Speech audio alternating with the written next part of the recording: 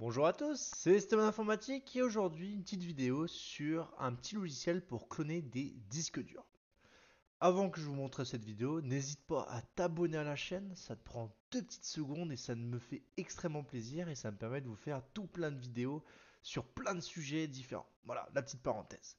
Alors, on va regarder notre logiciel, il s'appelle Drive Copy 15 Professionnel.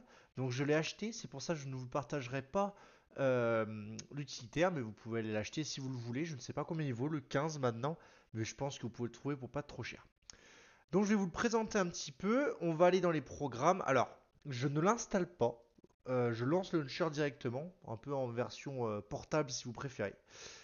Pour pouvoir cloner un disque, ça sera notre disque témoin. En fait, si vous n'en avez pas, il vous faudra acheter en fait un adaptateur USB pour les SSD. Ça ressemble à ça. Ça s'achète sur Amazon. Ça vaut 6 euros, je crois, sur Amazon. Là, c'est un peu notre témoin. Donc, c'est pas vraiment un SSD, ça, c'est un HDD. Donc, c'est, on va dire, l'ancêtre du SSD. Mais ça fera l'affaire pour ce que je vais vous montrer. Hop. Et vous pouvez même cloner les disques encore plus vieux, mais il faut un autre adaptateur que je n'ai pas sous la main. Donc, je ne pourrai pas vous montrer. Donc là, tout simplement, vous allez brancher votre disque sur votre PC. Alors, de préférence, il faut le brancher derrière le PC. Je sais pas pourquoi, mais ça marche des fois un peu mieux. Voilà. Donc je vous montre sur le 15. Donc voilà, là j'ai mon deuxième disque. Donc ça c'est, j'ai fait exprès de prendre un disque déjà utilisé pour vous montrer un petit peu. Il fait à peu près 1 Tera.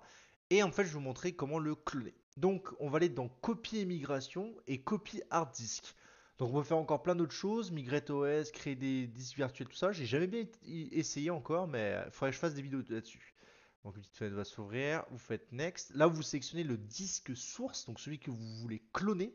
C'est important de bien différencier les deux.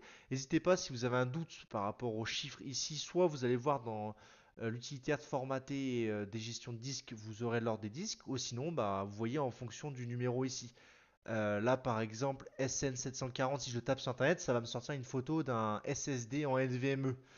Et là, bon, voilà, en SCSI, je sais direct que c'est un disque mécanique.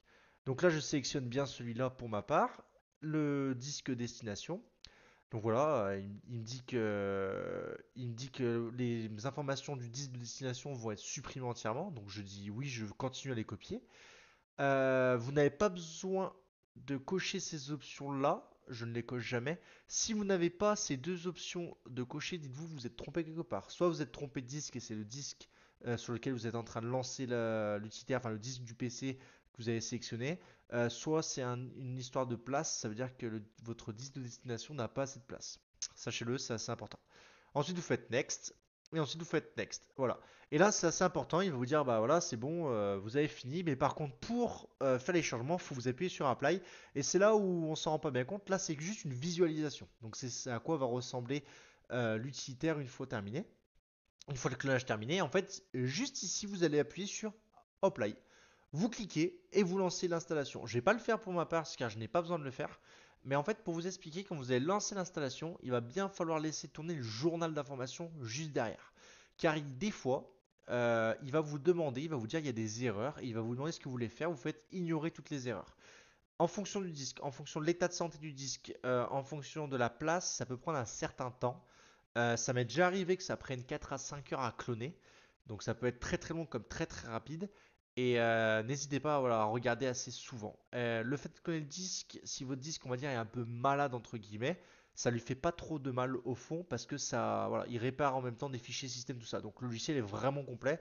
Bah écoutez, merci encore d'avoir écouté cette vidéo. L'espace commentaire est là si tu as des questions, des remarques ou carrément des vidéos que tu souhaiterais que je fasse. Encore une fois, n'hésite vraiment pas à t'abonner, ça m'aide énormément. Et puis, à la prochaine, c'était Steven Informatique, à bientôt.